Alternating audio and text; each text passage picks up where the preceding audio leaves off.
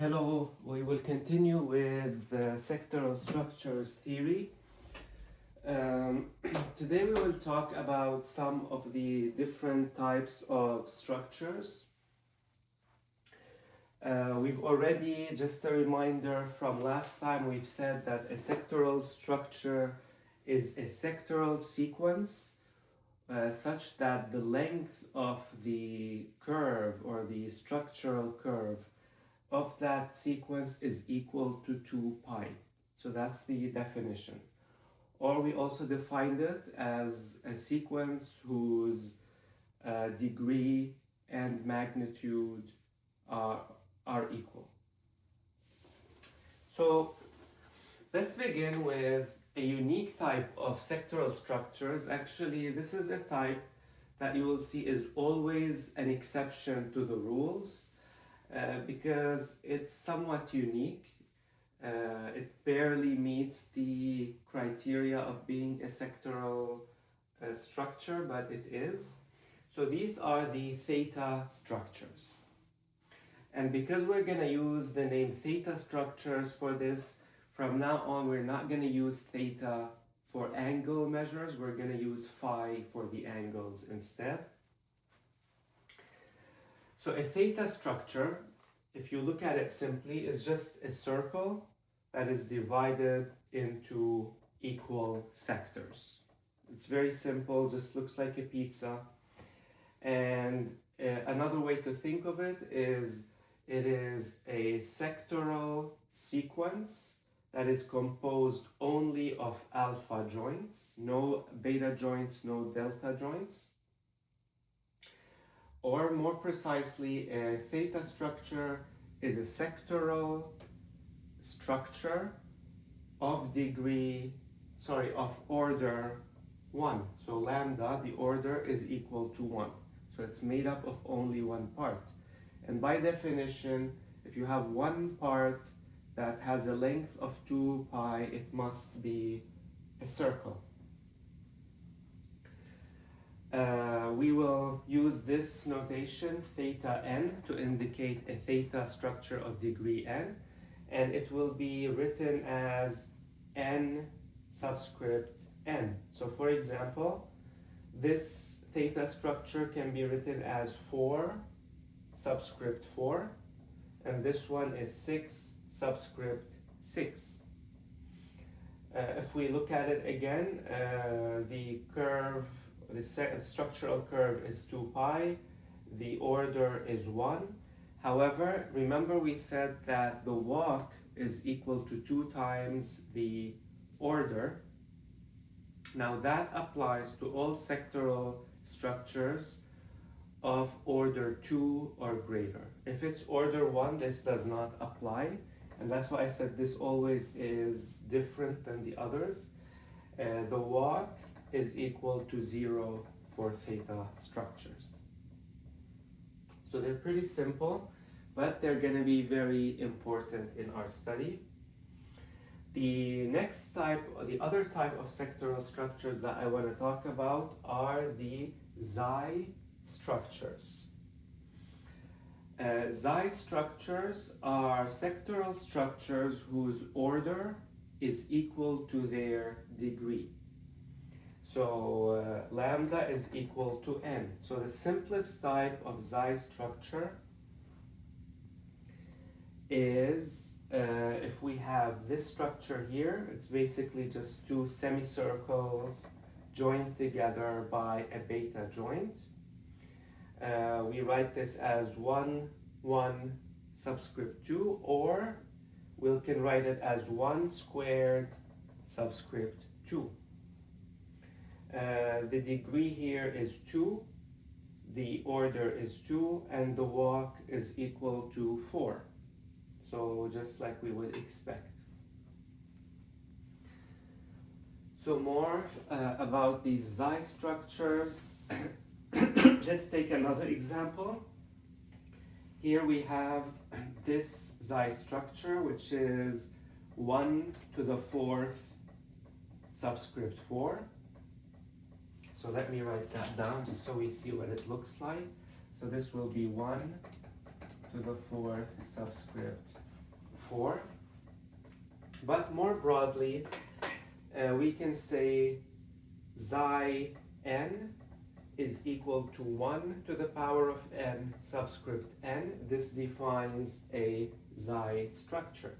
Again, because it is a sectoral structure, the length of this curve must be equal to 2 pi by definition. And for this particular type, we say lambda is equal to n, and therefore the walk w is equal to 2 times n in this case. We're going to look at just two properties of these, just two geometric properties. If we see here, we have for each two, these are vertices of the sector, each two corresponding vertices that are just separated by two beta joints. We can figure out the distance between these two for any xi structure. We can say, in this case, actually, it's very easy because it forms a right triangle, but it doesn't always form a right triangle. So we will say, knowing that the length of this edge must be equal to 2, 1 plus 1, we will say that v squared, this distance, is equal to 2 squared plus 2 squared minus 8 cosine of phi, which is the central angle. We simplify this, we say v equals 2 square root of 2 minus 2 cosine of phi. But again, in this theory, we want to try to move away from angles and use more the degree of the structure. So we will substitute the degree and say it's equal to 2 square root of 2 minus 2 cosine 2 pi over n. Now, the next concept I want to introduce is more important because it's going to be a fundamental property of any sectoral structure. We're going to study it more later. However, I do want to point out that I noticed that for this particular section in the book, there was a calculation error that I fixed here. So if you're using the book, you'll notice here it says equals pi. It should be equals to 2 pi. Now, if we draw a straight line segment between the L prime end and the S prime end, or in other words, between the two delta joints, this will form, its length will form an important property of any sectoral structure. So this will be one of these constant fundamental properties of a sectoral structure. We will call this the diagonal of the sectoral structure. So it's just a straight line connecting the two delta joints, not the vertices, the two delta joints. And the easiest example would be, I guess the easiest example is the theta structures, because in that case d is simply equal to 0. But the second one that's easy are the xi structures. We will see here that it forms this really nice line that cuts across each of the sectors. This is not always the case, but it is the case for xi structures. So we really have these equal parts divided into n parts. So what we need to figure out is the length of each of these segments. So we're going to draw this triangle here. We're going to divide the triangle into, we're going to draw a perpendicular line here that cuts the central angle in half. So this will be x, this will also be x, and then we know that the length of this hypotenuse is always 1, and we have the angle phi over 2. So we will say that the diagonal of a xi structure is equal to n times 2x, because we have two x's, equals 2nx. we keep the 2n, and then we'll use basic trigonometry for the x, and we will say x is equal to sine of phi over 2, which equals to 2n.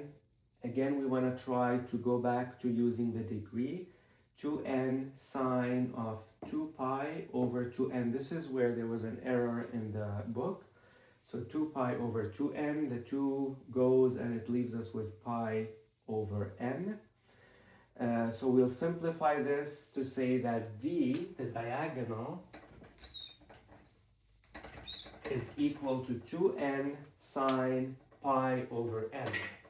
Now we will let x equal pi over n, and therefore as n approaches infinity, x approaches 0.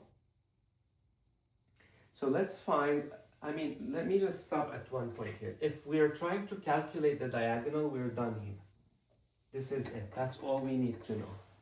So if we want to find the diagonal, this is the formula for a xi structure. However, what I want to find out is what is the maximum? Where does this go to?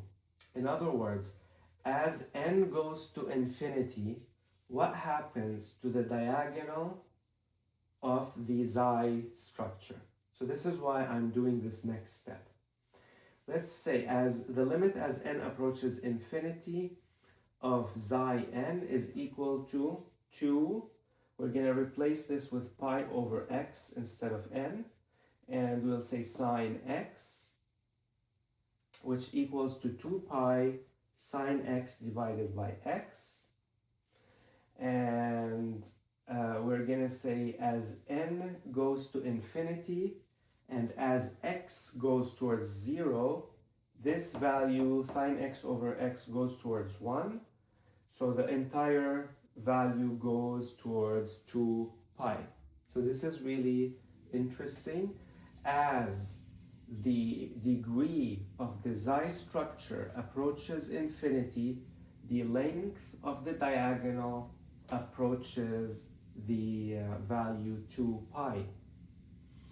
And if you think about it, it makes a lot of sense, because as we add, remember that we are confined that this curve must always equal to 2 pi. So all we're doing is really adding more sectors into this structure. And as we do that, the curve and the walk start moving closer to each other, and they all start merging towards this diagonal.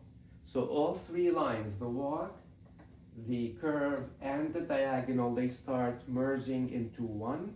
So we will see that the length of the diagonal starts approaching the length of the curve. So this is why as n goes to infinity, d approaches curve. In other words, equals to 2 pi. Thank you.